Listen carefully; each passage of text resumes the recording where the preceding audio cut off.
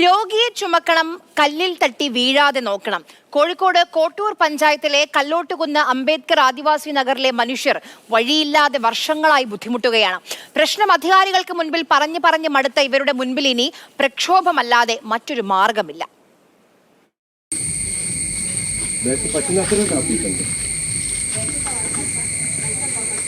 അസുഖം വന്നാൽ 300 മീറ്ററെങ്കിലും രോഗിയെ ചുമന്നുകൊണ്ടുപോകണം. നിരപ്പായ പ്രദേശമല്ലാത്തതിനാൽ ചുമന്നാണെങ്കിലും രോഗിയെ കൊണ്ടുപോകുമ്പോൾ ഏറെ ബുദ്ധിമുട്ടണം. കല്ലാട്ടുകുന്ന് ആദിവാസി നഗറിലെ മനുഷ്യർ ഈ ദുരിതം അനുഭവിക്കാൻ തുടങ്ങിയിട്ട് വർഷങ്ങളായി. വികസന പ്രവർത്തനങ്ങൾക്കായി 1.25 കോടി രൂപ വകയിരുത്തിയെന്ന് കേട്ടപ്പോൾ ഇവിടെയുള്ളവർക്കെല്ലാം വലിയ സന്തോഷമായിരുന്നു. എന്നാൽ അതും പ്രഖ്യാപനത്തിൽ ഒതുങ്ങിയ മട്ടാണ്.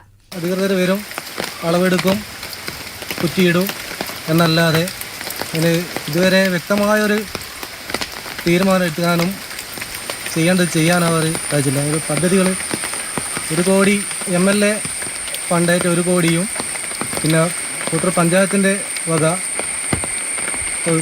40 ലക്ഷവും പറഞ്ഞത്.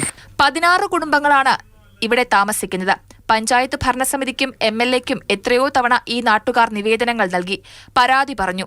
റോഡിന്റെ സർവേ അടക്കമുള്ള കാര്യങ്ങൾ നടന്നെങ്കിലും റോഡുമായി ബന്ധപ്പെട്ട മറ്റു പ്രവർത്തനങ്ങൾ ഒന്നും നടന്നിട്ടുമില്ല. കാലുതെറ്റാതെ വഴി നടക്കാനും രോഗികൾക്ക് എളുപ്പം ആതുരാലയത്തിലെത്താനും എന്നാണ് സർക്കാരെ ഇവർക്കൊരു പാതയൊരുങ്ങുക. മാതൃഭൂമി ന്യൂസ്, കോഴിക്കോട്.